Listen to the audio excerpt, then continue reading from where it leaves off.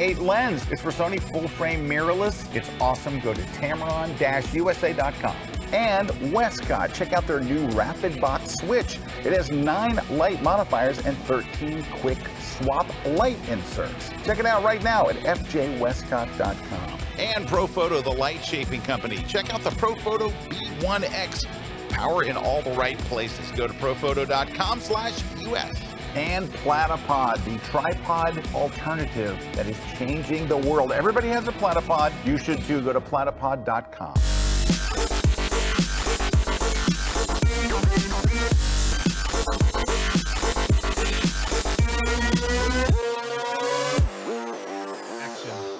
Hey, it's me and Eric. Welcome to the grid. We are, We're back. We're back. Thank you. We're back. Hey, I don't know. Anyway, can I tell you something? We were just talking about this on the break before we get going. I'm Scott. He's Eric, blah, blah. Anyway, look, we're watching the credits, the sponsors roll, and we have some great sponsors, right? FJ Westcott. They put up this, they show this softbox. They say the most adaptable softbox ever. What does that even mean? What does it mean? It's the worst. Okay, so I'm going to tell you, since they're our sponsor, I'm going to tell you what it is, because they've got a really brilliant product, and you can't tell from that thing what the heck it is. I'm going to tell you what it is. They didn't ask me to do it. I'm just embarrassed watching it going, come on. Here's what it is. You know how you might have a flash, and you might have also like a studio strobe. You may have multiple studio strobes. You may have like an Ellen Chrome and a Profoto, and then you got a Canon flash or whatever, right? Yeah. So, and you're loose with money at that point. yeah, because what happens is you have to buy one type of softbox for the Profoto, one type of softbox for the Ellen Chrome, and a different softbox for your hot shoe. Yep. Wouldn't it be great if somebody invented an adapter that lets you use one softbox for all of them? Just one softbox. You can use it on your Profoto. You can use it on your Westcott strobe, on your Ellen Chrome strobe, and on your hot shoe flash. That's it. That's it. That's what they created. It's That's actually it. an awesome product. It's awesome. And when you see it, when you see them demo it at their booth, you're like, oh, why don't you tell people about that? That is amazing. Yes, yes. So that's what it is. It's the Rapid Box Switch, which means you can switch between different brands. You buy one softbox, and then you just buy the adapter. You don't have to buy all these other ones. Yep. It's genius. It's genius. Just, you'd never know from that thing. So that's my public service to our friends at FJ Westcott. They're a really great company. Really good people. I love. You guys have seen, they've been on the show. Oh, yeah. Yeah, Brandon and Erik. I mean, you know, they're both photographers. They're both talented photographers, and you know. And a lot of the guys that come in are using their product. Sam's using their products. Everybody uses their stuff. Their stuff. You know? Their stuff for hot shoe flash. Their Rapid Box line is the best. Their soft boxes for hot shoe flash. I'm telling you now, they're the best. Oh yeah, and the collapsible system that they have where it folds up, and collapses. Yeah. You don't need those rods anymore. No, none of that. No. So, it's awesome. If I'm motivated enough, I'll walk over to my studio and grab one and show you. You're going to go, oh, that's really cool. Anyway, welcome everybody. We've got a wild topic today, and it's ripped from the headlines. How you like that? Yes. And now, so this is actually a photo. So this is a photo contest out of where is it out of? Okay, well, I'll explain that. The topic itself is, are photographers cheating to win photo contests? And this comes from, I originally saw it on Petapixel, I believe. Petapixel.com did an investigative article basically about a guy who won the HIPAA award. Now, the HIPAA award is one that I went to a number of years ago. I won an award for education in photography.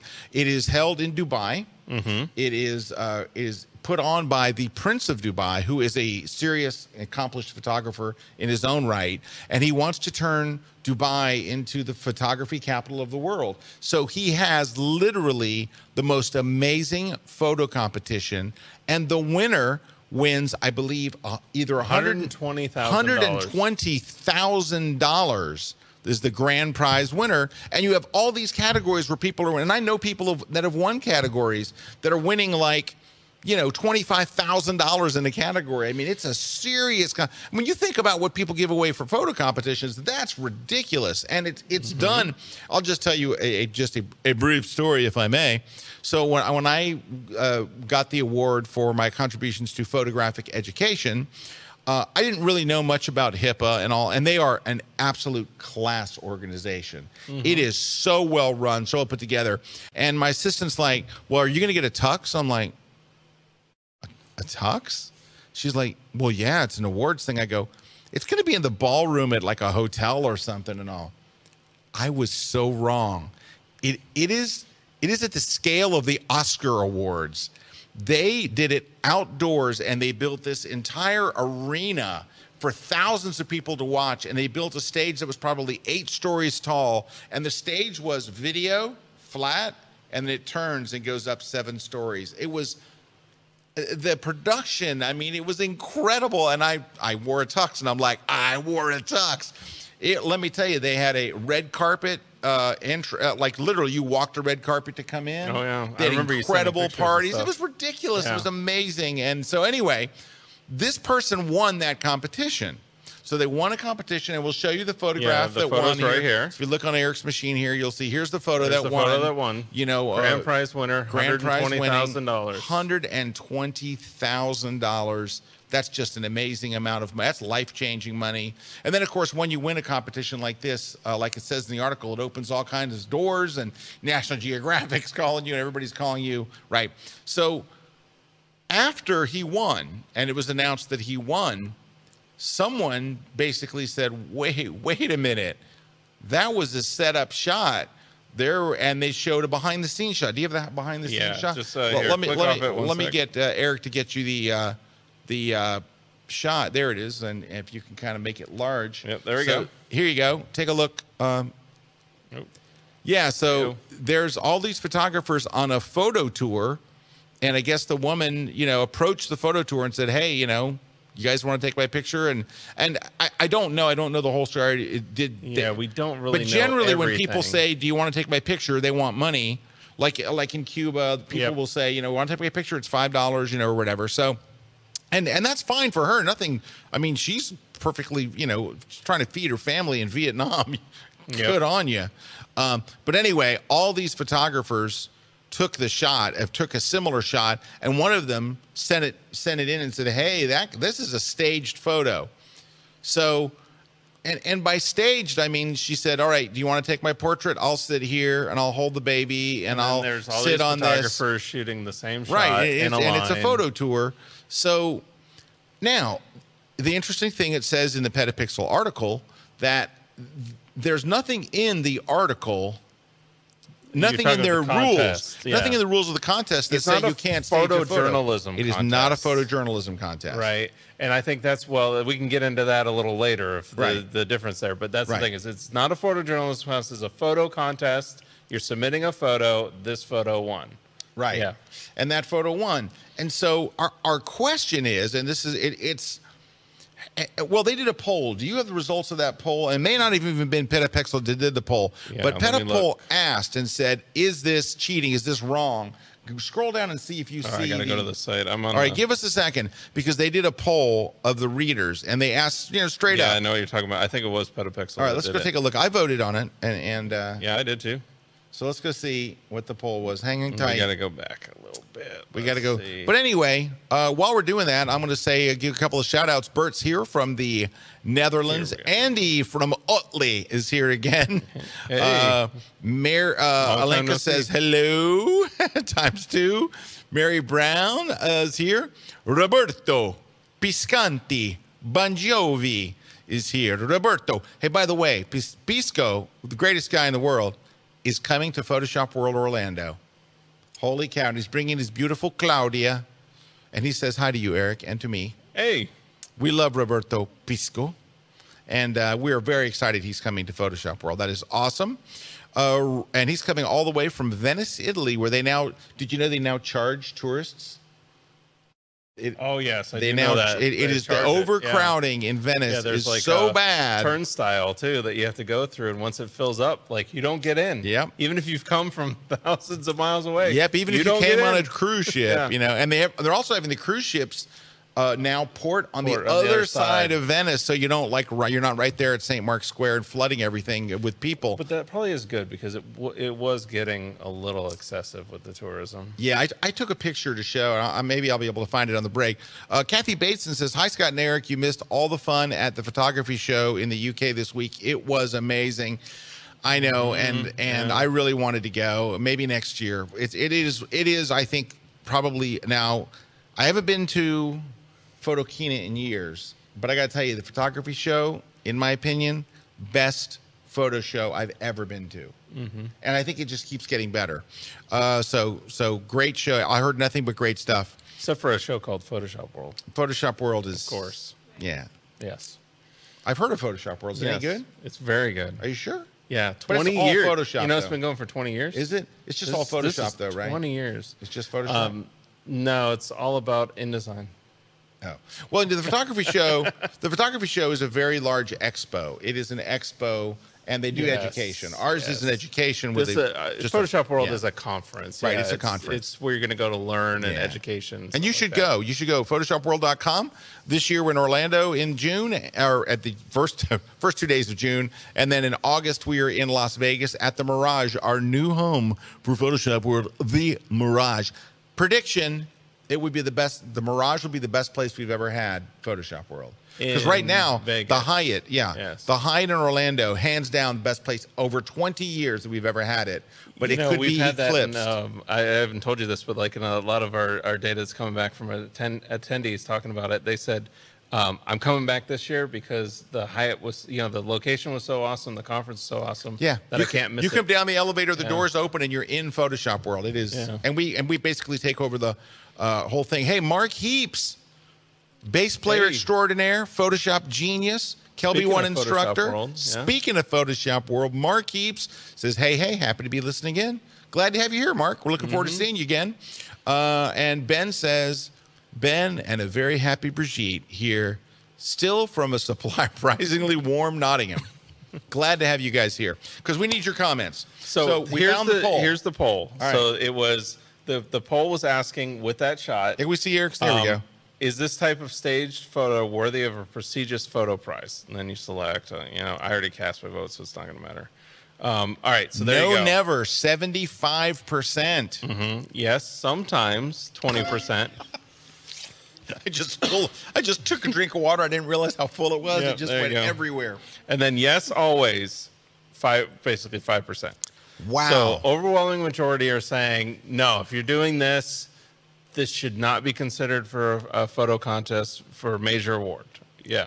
Wow, that's 7 out of 10 people say no, it should not be considered for a major award. So we're really curious. I mean, why we wanted to talk is of what everybody thinks about this, and two, I guess, our opinions on that. So. Well, yeah. So this is an issue. Well, you know what? I tell you what, we got a break coming up, so I don't really want to unpack my next one. But just think about it. But I wanted.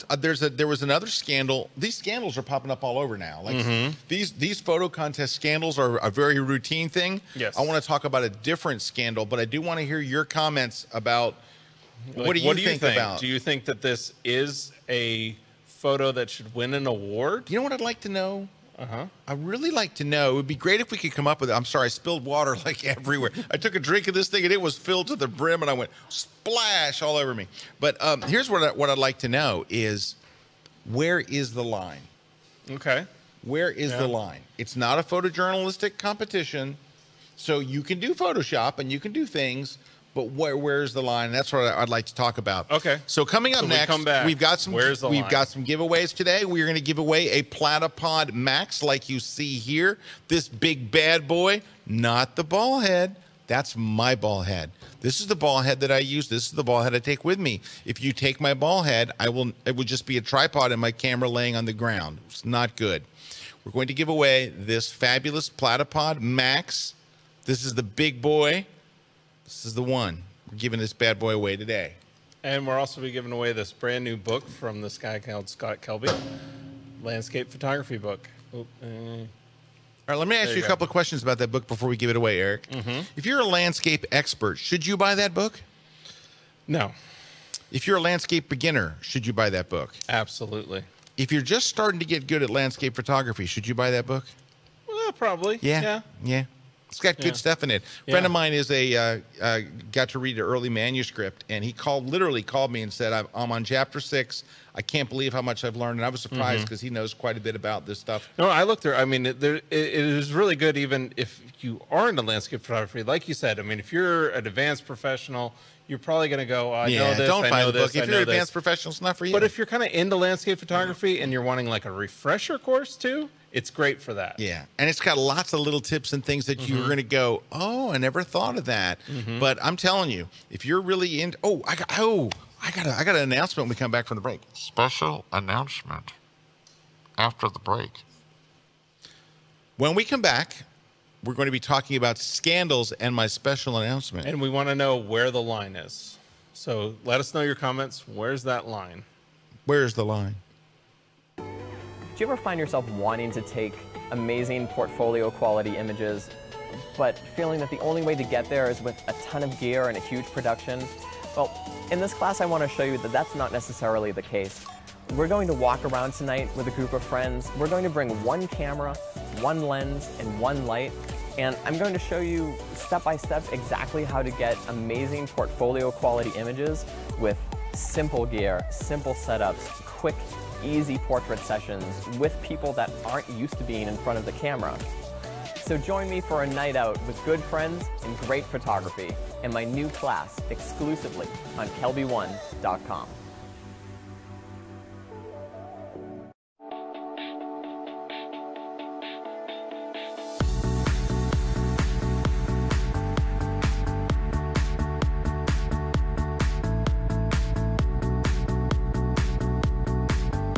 When you need a tripod that is compact, that is portable enough to take with you anywhere, one that is adaptable to any situation, that will prove versatile enough for any shoot, and is compatible with your other gear, giving you freedom to create your own perspective. Look no further. Platypod Ultra does it all. Visit platypod.com for more info.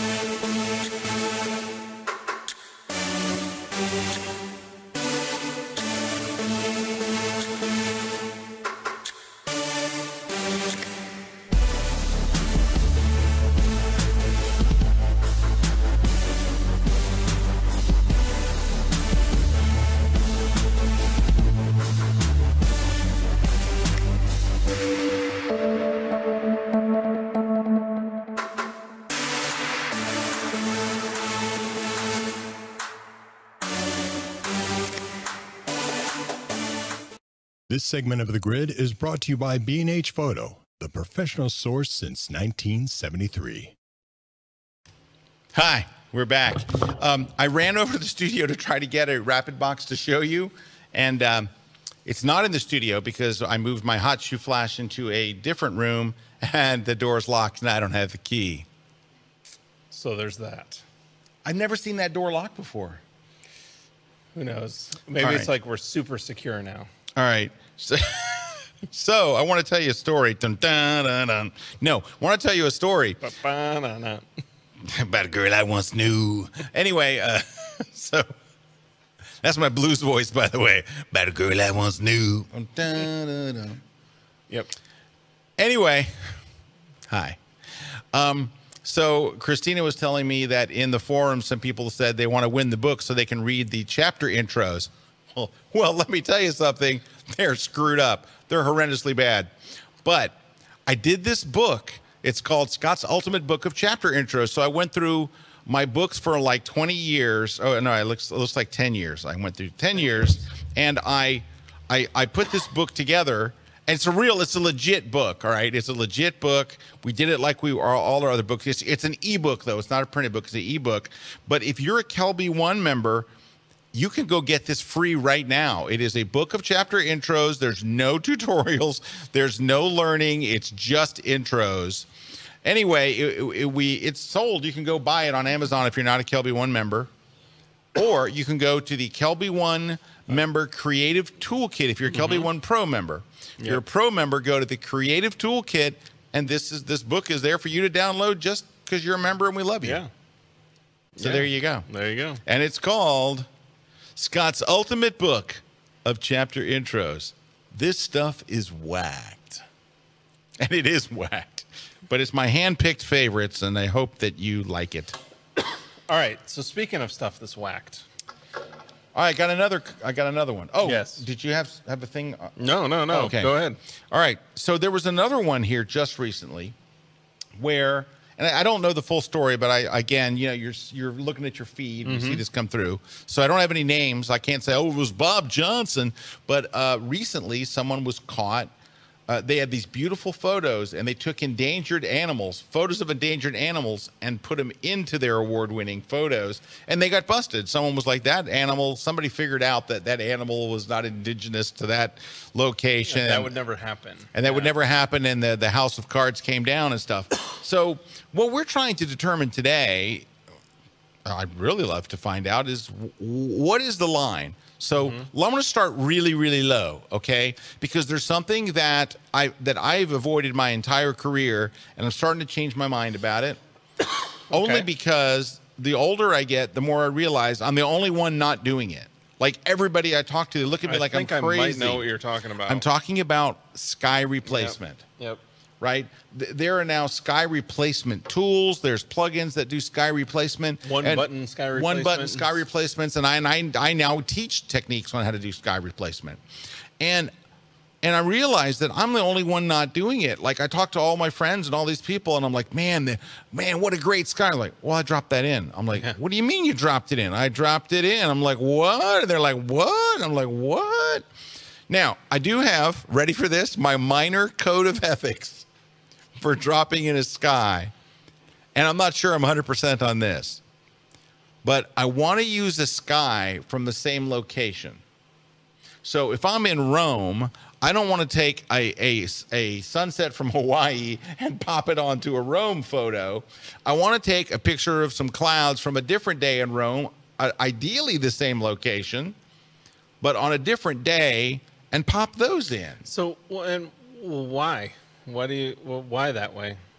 Why does it have to be from that location? Because I want to sleep better at night. I don't know. It just seems more legit. The whole thing's not legit. I'm asking because you know what I think the problem nowadays too, and it brings up this point of like, people being on workshops or setup shops and stuff like that, is everybody's doing it.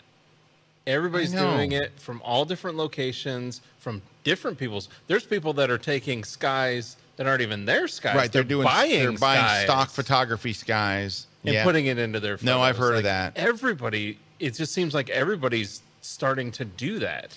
Now, I'm not sure if that's a good thing. Now, I would say this. If you win a photography contest using somebody else's photo, yeah, that's pretty low. You shouldn't be using a stock photo. It has to be your photo. That's pretty low. Now, normally they will say when you enter a contest, I just entered a contest, by the way. 5 images to put in a contest. But I would, and it always says you own 100% of the copyright. Well, if it's a stock photo, you don't own 100% of it. But at least if it's your photos, it's your photos. If someone wants to license it, if someone wants to buy it, whatever. Okay. So your caveat on that is it just has to be at that location I was at. Could it be like a year later? Yeah, and by the way, I just want to tell you, I'm just coming to grips with all of this. Oh, okay. Like Erik knows, I have a hard time with all of this, and maybe it's because I'm old school or whatever, and that one thing, because I'm not very old school on other stuff. But I don't know. It just feels weird to me. Yeah. Even when I do it now, like I look at the shot and I always go, "Oh, those are thing." Hey, Mark. that's where I am definitely on this. I have a hard time with sky replacements too. I have a hard time with replacements anything. Now, a lot of my style tends to be photojournalistic because I'm capturing something and I'm having to then turn that over for news. For those of you who are that. watching the show for the first time, Erik is a rocket photographer, and he shoots for.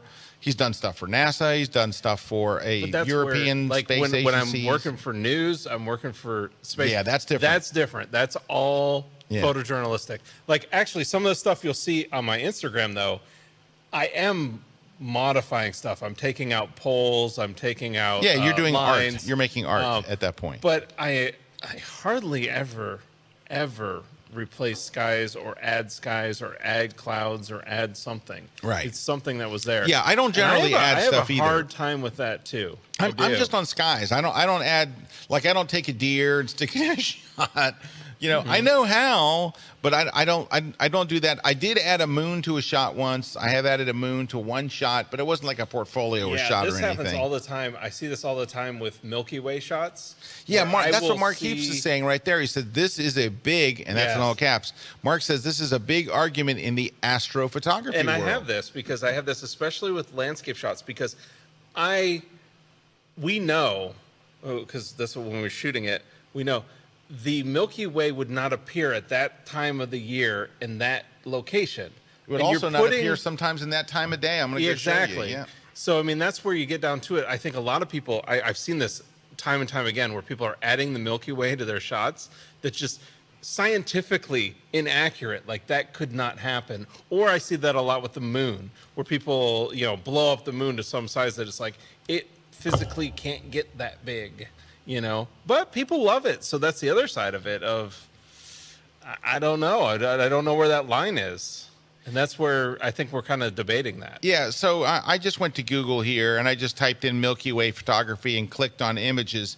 And there's all these different images, but some of these that they're showing like 4 o'clock in the afternoon and you're seeing the Milky Way, I'm thinking that might be a composite. That can't happen. Yeah, some of these that are like, oh, it's 4 o'clock in the afternoon and there's the Milky Way. Now, some of these are light paintings. Some of these they're lighting that area with light painting.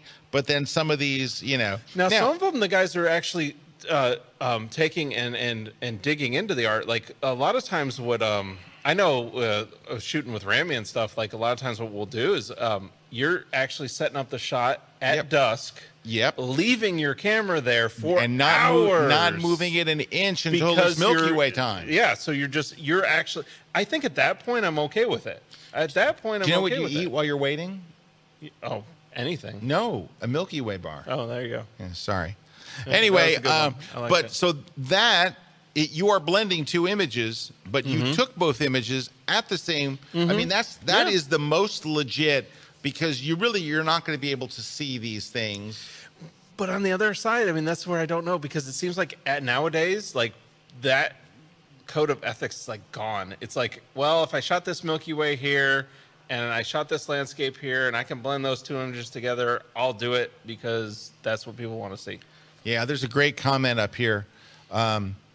It's right behind that. Oh, yeah. Yeah, it says, Joseph says, we've had people win in our local photography group where they did the image at a workshop.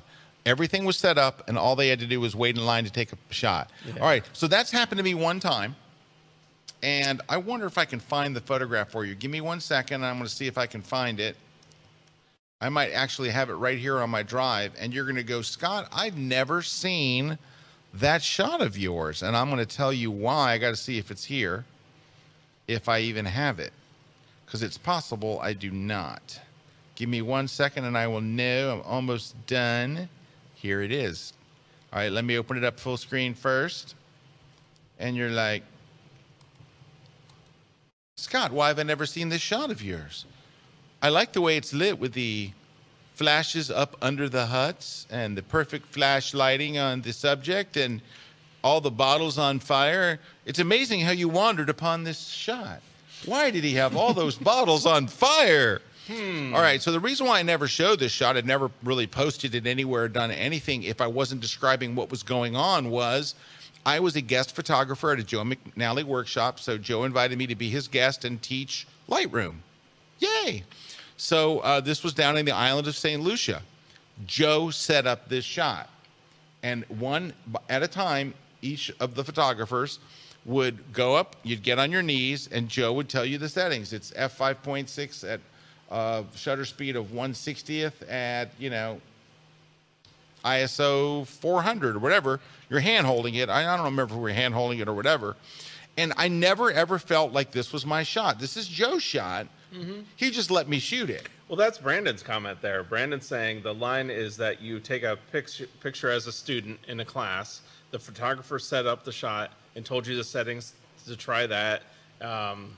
And that's not your image. Yeah, it's a practice shot, and Like, that's what that's Joe was not your doing. image. Joe wasn't trying to set up people with a portfolio shot. He's going to go, wouldn't you like to shoot something like this? I have it all set up. Go ahead and do it. You know, like, yeah, you can try it, and you can change your settings. You're not locked into his settings. You can change your composition. You can do all this different stuff. It's practice. It's not I'm creating a final image. But there were people, and we know this has happened, that will enter this in a contest. As if they took the shot themselves. Well, but they also think that they took the shot. Yeah, they will argue think this point internally that that's their image. They push the shutter button. But I mean, I think that's your argument there. And the other side is, but you didn't set up the scene. You didn't coordinate with the model. You didn't light the scene. You didn't do all that stuff. Right, exactly. Like I didn't stumble upon this scene any more than the guy in that picture that won stumbled upon his we scene. kind of don't know with that one if like that could have been a stumble upon and they're all just kind of walking around and they're stumbling upon. It doesn't look like it. Doesn't look like it. Probably looks more like the situation you're describing. Come on, Eric. I'm just saying. Snap out of it. I don't know the facts. We're taking a short Just break. the When we're coming up next, we're going to look at some more comments. We got some great comments and some great stories, and who knows? I might find the key to that room. I doubt it. Who's got that key? I talked to so many photographers who are completely freaked out as soon as you mention lighting portraits on location. They hear that and they're like, oh, that's too complex and I'm not sure about it and I haven't had good results with it. I think I know why that you're having a problem with it and I want to solve that problem for you. So I did an entire class based on location lighting. And we're going to go on location. We're shooting indoors, we're shooting outdoors, we're shooting in direct light, we're shooting with window light, we're shooting all these different things. We're mixing the strobe and the ambient. But when you see how easy this is, it's going to change the way you think about taking lights on location. It is so much easier than you think it is. So should you be using TTL or should you be shooting in manual? What are your camera settings? What ISO should you be at? What's the right f-stop? If these things are questions that you have, we're going to clear all of that up in this class. I'm going to give you the actual settings to use. I'm going to show you exactly how to do this, and you're going to see it all from scratch. We went on location, and you're going to see the whole thing from beginning to end, and it's going to change the way you think about location portraits forever. So come and check out my brand new class on location lighting techniques exclusively at Kelby One.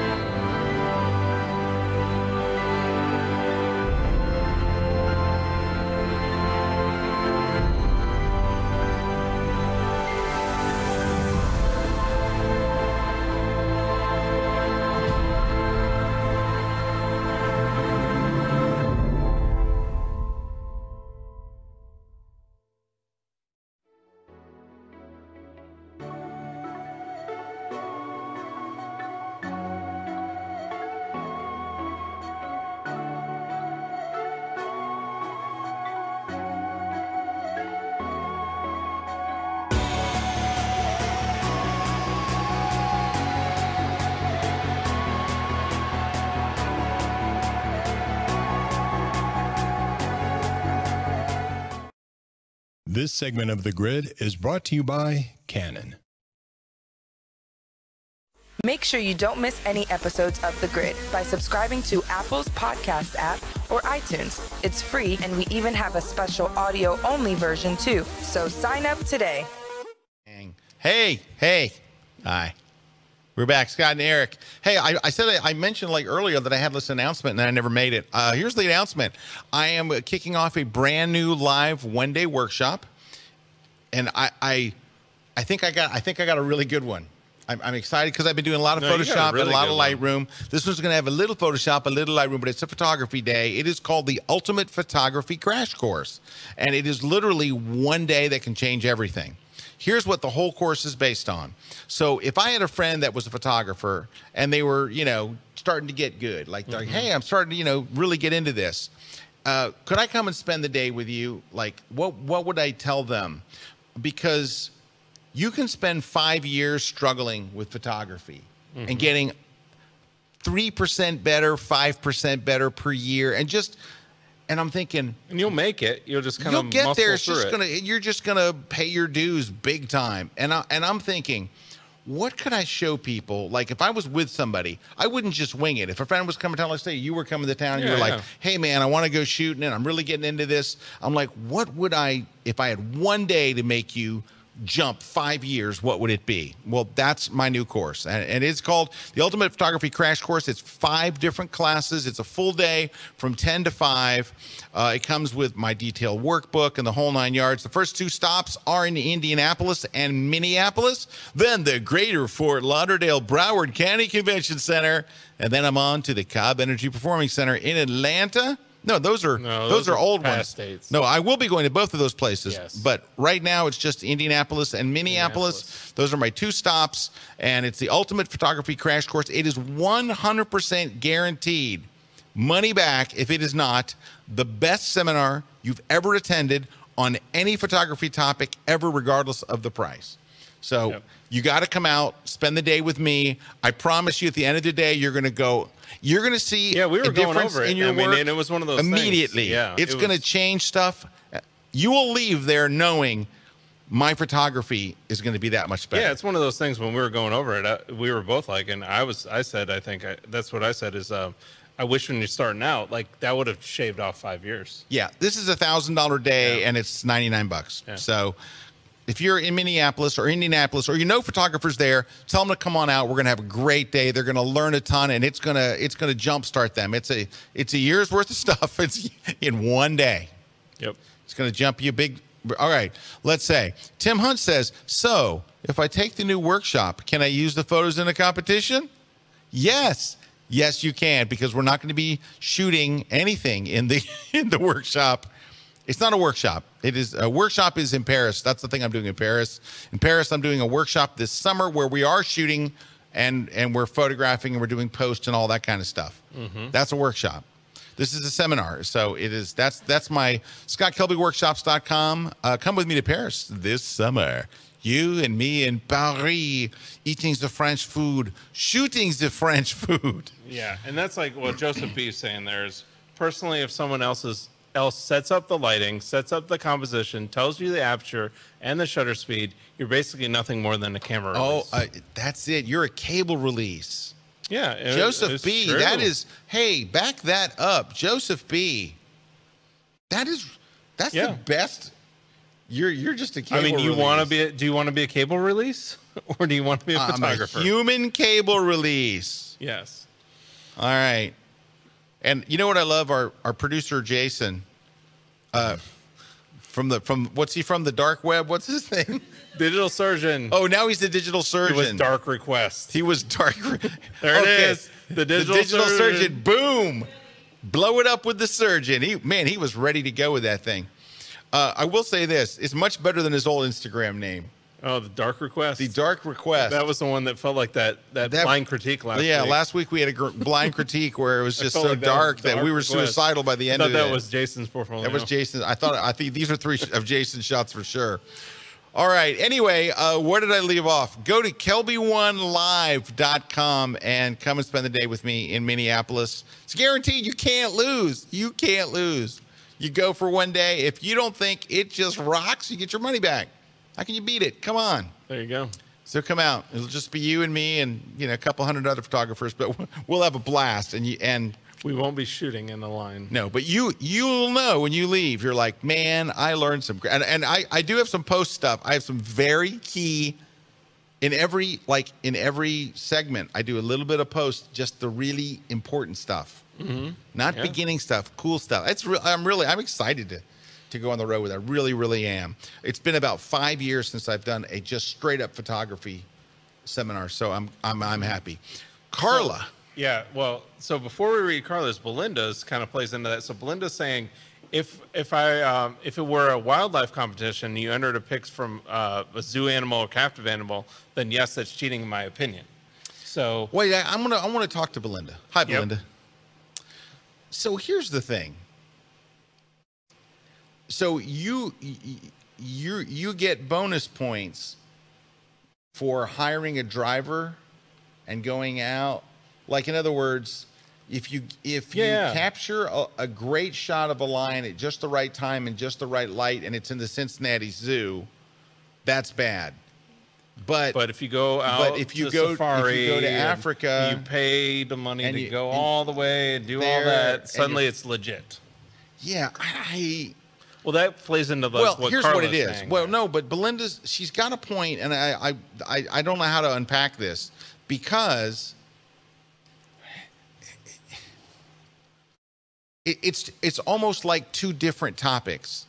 Yeah. One is the photography of a zoo animal, and believe it or not, there is a whole genre of people that shoot zoo animals. We've had people on the Kelby One forums, because we have a thing where you can say, hey, I'd like a class. And they're really good. And people have asked for classes on zoo photography. Yeah. They've posted shots that you would swear were taken in Africa, or, you know. And that's hard to do in a zoo. It's hard to do in a zoo because there's always a fence or a sign. That takes practice. Right. And that takes perfection. So I think what Belinda is saying is part of the art of safari photography is going through all the things it takes to do a safari. It's flying to Africa. It's hiring a guide. But then there's people that would say, oh, well, you're just paying for it. You're hiring for a guide to drive you in a Jeep. You're rich. You're wealthy, obviously. So only wealthy people will be able to get good animal shots because they can afford to fly to Africa. They can afford to hire a guide that takes them out at just the right times and knows the right draw. And I know guys that do this. I know guys that are wealthy. They're all wealthy. I don't know anybody that says, I don't really have any money to pay the rent, but I'm on my way to Africa. I'm going to shoot safari. I mean, safari is expensive. You got to have long lenses. I don't know. Belinda, I just don't know. See, but I kind of agree. My gut instinct is to immediately agree and go, oh, yeah, that's not fair. I don't know. See, I might get in trouble for this one. Or I might, but. Hey, can we put up a poll on Twitter? I'm going to go put up a poll on Twitter. Yeah. So hang on. I'm going to go to my Twitter page. And then that's where I do. That's when what Carla's saying, I really kind of agree with here of, when we start getting into like what is legit and what is not, because at the end of the day, the photo contest didn't say it had to be this or that, didn't have any rules that they were violating. Because they weren't violating any rules, well, then maybe it's okay. Because that's like Carla's saying is, in my opinion, the line resides with the rules of the contest. If it says it cannot be taken to a photo tour, or it's not acceptable that another photographer or 10 are there, then that's where the line is. But just because a group of photographers take the same shot doesn't mean that they get the same shot. No lines crossed unless they have broken the rules of the contest. What someone thinks should be doesn't matter. For example, she's saying, it'd be like you saying to me, I'm driving too fast because you don't agree with the posted speed limit. I really agree with that. When you really get down to it. Wouldn't it be... It would be like saying, I'm not driving too fast because you don't agree with the posted speed limit? Well, she's saying, because I'm driving. It'd be like you saying, I'm driving too fast, right? Just because you don't agree with the posted speed limit. That's what it is. I mean, at the end of the day, if you're not violating the photo contest rules, well, then the best photo wins. It doesn't matter if that photo, I mean, if it's the photo contest says you can't take the Milky Way from one location and put it in another, well, then you can't win, or you can't do post-processing. But if you take the Milky Way from one location to another and you win the contest and it didn't say that you couldn't do that, well, it's still a great photo. It doesn't change the fact that it's a great photo. You know, I mean, at the end of the day, like the photo that won this contest, it's a great photo. I mean, if you look at it, people love that photo. If they didn't see the behind the scenes, they probably would really love that photo. But when that they see the behind the scenes, we feel like, oh, I don't know, that's cheating because it's not fair, you know. But at the end of the day, it's a great photo. So does that really matter? All right, I just put, here we go, I'm hitting tweet. It doesn't have any graphic or anything. You just a text thing. It's a poll on Twitter, so go to my Twitter page at Scott Kelby, and I take my glasses off so I can actually see there. Oh, there you all are. Oh, Eric, what are you doing here? Hey. Anyway. I'm here in 3 dimensions. You are. Go to my Twitter page at Scott Kelby and just vote, and there it is right there. Bada bing. Oh, yeah. You're not signed in to Twitter. Jason's not signed in. Oh, that's me? That's not my screen. No, that's Jason. That's Jason. Ooh, Jason. He's not signed into his dark request. He's not signed account. into dark request. Dark request. Coming up next, more of your questions and comments, and we're going to talk about another sneaky little thing that I've seen. It's a compositing trick. Okay. That has also created a bunch of things, and we're going to talk about another, just more of this stuff. Mm-hmm. Stick around.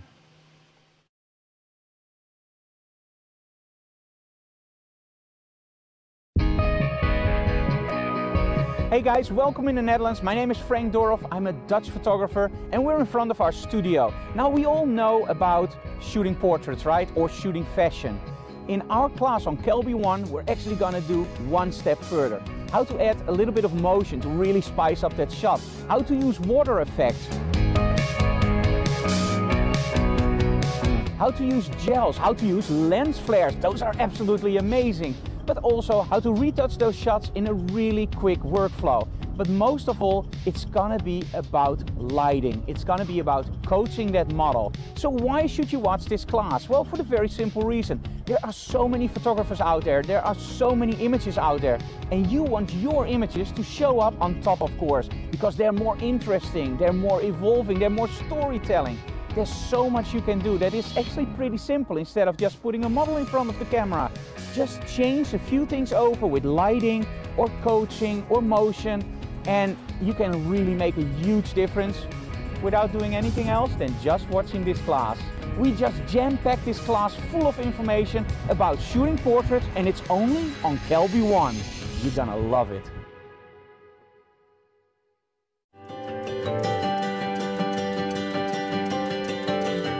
You know, as a kid, and I wasn't even a teenager, I came down that trail with my dad. So that experience of like going down through Yosemite Valley, dealing with bears grabbing backpacks, all that stuff, that experience is part of the photograph.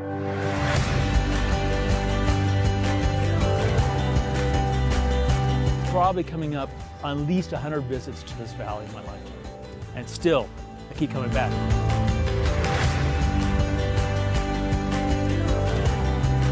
John Muir said this is the range of light. So range of light means, photographically, big expanse. John Muir was talking about the romance.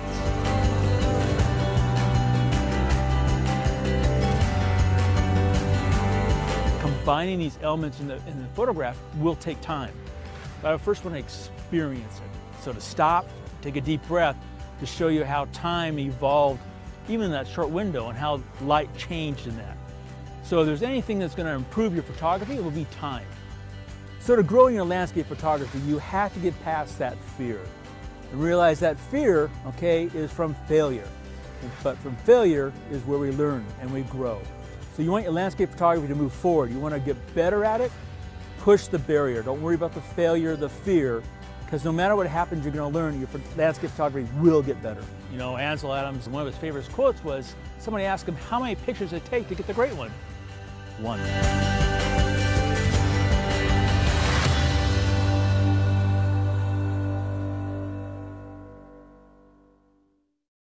This segment of The Grid is brought to you by Platypod, the world's most compact tripod base. 3-2. Hey, Scott and Eric, we're back here. Do we mention Photoshop World? Yes, we did, but we can mention it again. Photoshop World. Photoshop World. Boom, there it is. All the cool kids will be there. Why not you? PhotoshopWorld.com. Wow, that was good. There it is. There it is. Boom. Right there. East Coast, West Coast. East Coast, West Coast. You can go West to either. Coast, West Coast. Yep. Sorry, great event. Snoop Dogg. D-double-O-G. So you posted that survey. I did post that survey. You've already got a lot of votes already. Let's just squirrel quickly. Right now, it's 66% say it's fair game, and 34% say yes, it's cheating. So it's 2-1 basically that say no, it's fair game. So I know it's interesting because because what it is there's a genre of photography you're telling the world that unless you're rich, you can't do it. Yeah. It's just a weird ethical weirdness, you know. Again, though, I go and I've thought about this issue, and it might be controversial, or it might be in the minority here. But when you get down to it, like as long as the rules of the contest you're abiding by them, it's the only time I could really see it would be a photojournalism contest. Like if you're doing a photojournalism contest and you're doing any modifications besides the basic develop module modifications, that's not acceptable. You can't move stuff around in a photojournalistic, competition, that kind of stuff. You can't do that.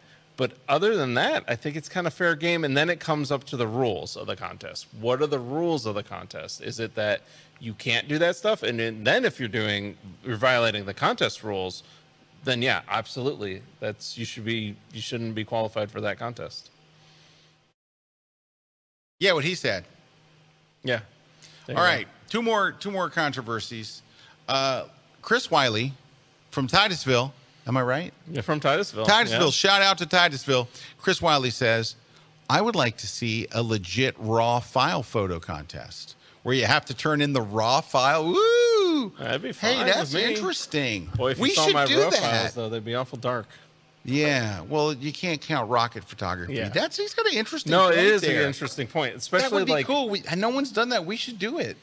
Well, would you? Right? We should. Now, should Chris, do it. would it be that you have to submit the raw file and the finished processed file? No. How about the raw file with an XMP, with the XMP data? Yeah. So the raw file. Well, let's ask Chris. It's his idea, Chris. Yeah. Chris. So is it just the raw file out of the camera with no changes, or is it I can send the raw file with the XMP, which means it would have the edits that I did in Photoshop or Lightroom, like, develop module, white balance and stuff like that. Straight from the camera, no. I don't know. Because here's the thing. If you're shooting raw, you can't go straight. I mean, I don't know anybody who shoots raw that goes straight from the camera. Yeah, because it's designed to be flat. It's designed to be processed. Yeah, it's designed. It is a intentionally raw piece of meat. You have to cook it. It's intentionally. They even remove the sharpening that your camera would put on there. Like when you shoot raw, it takes out the sharpening. It takes out all the things that your camera would add to make the photo look good. You're telling it, turn off the sharpening, turn off the contrast, turn off the noise reduction, turn off all these things, and just give me what the sensor imaged. Let me give you the raw That's not data. good. And you know what? Let me tell you why, Chris, the way I like the idea. I like where you're going with it. You can send the XMP file. What that does keep you from doing is sky replacement, adding things that weren't there. If it's just the raw file with an XMP, because you can't fool right. anybody. But you know what? If you look at photographers through history, like when I used to shoot film, when I shot film, things were different. No, when I shot film, I found a lab and a good guy that processed my images. And I wouldn't go in there and mark them up like a lot of these guys did. I would just go in there and go, hey, Mark, I like those saturated. I like those saturated colors. Oh, Scott, I got you, Now, when I went to like the local lab, like back in my day, we had a thing called Eckerd's drugs. Yeah. Do you remember Eckerd's? Oh, yeah. Now it's a CVS. Great. So CVS bought them all. But anyway, they had a good photo lab. But then I realized this isn't really a good photo lab. And once you go to a real photo lab, then you're like, oh, and you could talk to the guy that's going to. Where you took your disposable family, camera. your family photo stuff. But when I got serious about photography and started doing slides and stuff like that, you know, I'm like, because those guys knew how to process the photo. Yeah, they process the photo. So, Chris, I like the idea. I like the idea. I think there's something there, Chris. All right. So another scandal that came out recently was when it was from a picture shooting up inside of a bunch of buildings, probably in Dubai, with the airplane flying over in the perfect little gap at the top. And later it was found out that the plane was added in post. Now everybody does that. Everybody's got that shot. I see it all the time. Just say tall buildings with plane and you'll find 100 of them. You know, it's like, it's a very classic photo. With a plane flying through the gap, and it's like you'd have to wait all day long for that plane to come through. So maybe what it is maybe it's more backing up of photo contests need better rules. Yeah, but what's the line? See, Guy Jordan says raw plus processed. Yeah. But that's where you get that, I know what's the line, but that's where it is. Is like, if your line in your photo contest is all things go, well, then you can put the plane in. If everything goes, then you can put the plane in. Yeah, I don't know. These are, you know what it is? This is why I've never run for public office, because all of these answers, when you don't dig in, they all seem easy. Yeah. But when you start digging into to ethical things like this, it gets really tough. And when you're not going to put the plane in. You're just not. No. I wouldn't either. I can't do it. I can't do it. I know, but somebody else would, and they would beat me. They would beat me. I would go, here's my picture of the 4 buildings, and they would have the 4 buildings with the plane, and they go, oh yeah. So that's where better. I go. Maybe we just need to redefine the contest rules. I don't know. I don't like any of this. It's hard. This is hard stuff. Also, Steve McCurry, you guys know his famous shot of the Afghan girl. I'm going to turn you on to an article. Now, I've met Steve. Very, very nice guy. He's very well respected. A National Geographic photographer, but over the last few years, a number of people have gone after him and showed images that were altered and things. And there is an article on F-Stoppers, and it is about. Well, here's I'm going to read you what it says. The documentary photography of Steve McCurry has come under intense scrutiny in recent years.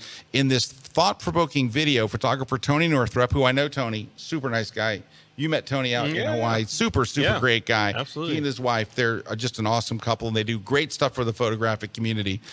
In this thought-provoking video, photographer Tony Northrup explores the truth around how the image was created and the story of its subject that rarely gets told. And it says, McCurry's Afghan Girl is perhaps one of the National Geographic's most iconic magazine covers, but as Northrop reveals, it's not without controversy and all this different stuff. But there's people that have said he set the shot up, and there's people that said I was there when he did it, and on and on and on. It's gone through all kinds of stuff. But anyway, it's everyone's looking at everything now. All of these images, and that's what's happening. You're having people go, you can dig a little deeper and find out stuff. Is everybody looking at it, or is photographers looking at it? No, not the public. The public takes everything for how it is. So that's where there's another side of that story of the photographers will tear it apart. The photographers will analyze it. Right. But the public, if it's a good shot, it's a good shot. Yeah. All right. Hey, on that poll, I just want to mention that on the poll, we're at almost 70-30 now, that it's fair game to photograph animals inside a zoo environment, and it is not cheating photographically. But you know what? Can I say this? I kind of think, I'm just looking at Tammy Maloney's comments. She says, I feel a lot of super moon shots are modified. Most of them are. Yeah. I mean, I've noticed, scientifically, the moon's just not that big. Even with compression of lenses, you're not going to get it. You're not going to get it that big. But again, most of them only push it to like the good ones. The good ones only push it like 10, 15%. Yeah. If it's 40% the bad ones larger, go like 40%, and it's like, obviously, I mean, there's no science that will work. All right. Well, we're running out of time, so let's give away some stuff. Eric, what do you say we give away some fine products? First up is a fantastic product. It is the heavy-duty Platypod Max from our friends at Without Platypod. the ball head. Without the ball head. That's my ball head. Christina, Pick us some lucky winner that we can send it to. We don't care where you are in the world because Erik is loose with money. Absolutely. Pat Morgan. It's all the photo contest I win. There you go. That's because he puts the plane in there. I put the plane All right, in there. Pat Morgan, congratulations. You just won a Platypod Max. Who's going to win a copy of the Landscape book, which will be out in Kindle any day now and in bookstores in about 30 days, maybe less? It's called The Landscape Photography Book. Goes to Linda who? Belinda Krause. Well, I think we owe her one after I threw her under the bus on the whole zoo thing, so I think we did well. How about this book, Photoshop for Lightroom Users, from the coolest guy. I don't know what to say about me. It's from me. I was trying to come up with something clever, and it just exploded in my face there. It's like a grenade. It's like what happens when you drop a Sony. What? It explodes. And Lens Pro to go. Gift card, Lens Pro to go. You can rent a camera to go steal some shots. Yep, you can rent a... No, not everybody steals shots, Erik, with your fake Milky Way. All right, who wins the Lens Pro to go card? All right, Tim Hunts. Tim Hunts, you got it. You got it. So, hey, we have completely run out of time, but I would just like to say the final numbers on our, well, for what we have today, the poll will be up, for 24 hours. And it is 67% say no, it's fair game. 33% say yes, it's cheating. And I have something for you to do that you will find incredibly, well, I don't know what just happened. I clicked the wrong button. Wow, I just went off into zombie land here. Hold on. I think you clicked on an ad. Go right now while you're there. Go to my Twitter page. Click on my profile picture. That's me over there.